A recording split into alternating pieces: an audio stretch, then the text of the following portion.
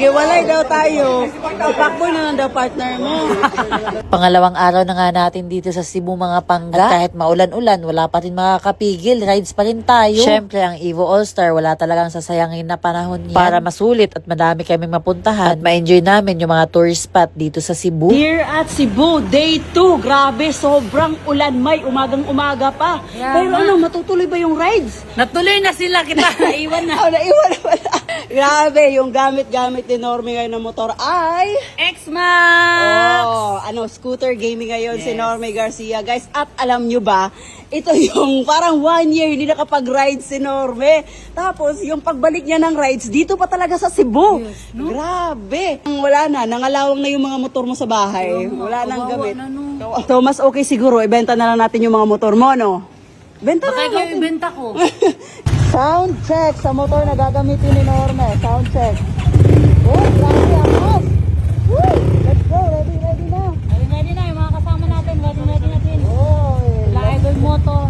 mga kasamang naiwan. Yes. Grabe. Tignan nyo naman. Kahit umuulan, tuloy pa rin yung rides. Ang Evo All-Star para sa mga fans dito sa Cebu. Walang bakbakan. Oh. First lady to arrive to ng Boss Ironman. Baka nakakalimutan nyo. Walang bakbakan. Wala, chill ride lang. Pinapalahanan ka na ngayon. Pag Walang binakbakan mo, bakbakan. DQ ka. Wala, DQ.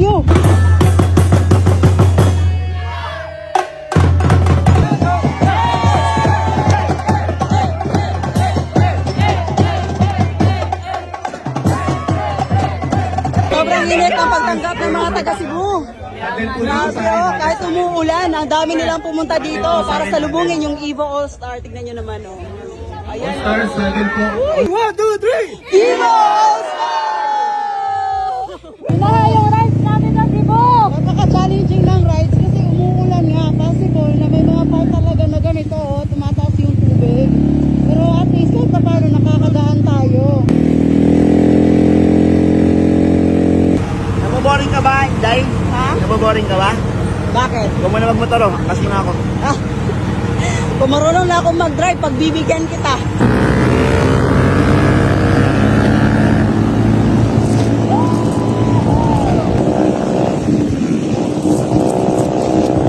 Habang nagra-ride dito, nakakabahan ako. Hindi na ako sanay sa ganito, hoy!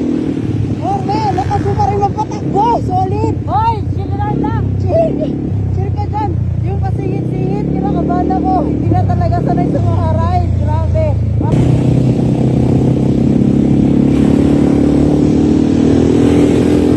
Grabe, andito na kami ngayon sa Karkar at kakarating lang namin, sobrang dami nang nagpapapicture kay Norme. Oh. So ngayon Mike, titikman natin yung pinaka-the best na lechon dito sa Karkar. Masarap yung lechon dito? Masarap, legit? Oh, sige ha. Malalaman natin yan ngayon kung masarap pa talaga. Para si Evo All-Star. Laki oh, crispy yan, crispy. May, mainit-init pa kasi kita-kita mo talaga yung usok ng baboy. Bagong luto. Titikman na ni Norme yung lechon. Ayan. Ano? Masarap ba yung lechon dito sa Karkar, Cebu? Juicy na juicy ma. Oo, ang sarap nga. No? Mga pangga, sarap ng ng combination ng, ang tawag nito, yung puso at saka yung lechon. Sarap.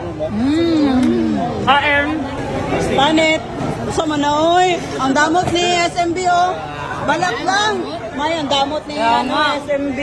Ay, Yan o, inubos mo na yung ano dyan. kulang pa eh. Ang sarap kasi. Bakit ang laki niyan? Akin yung isa, sa'yo yung isa, May. Ay, nakuha. Naisahan. Huwag mangganis lang. May paspakoy na lang. Kita may mukha. Kung maghiwalay daw tayo, si Pakboy na lang daw partner mo.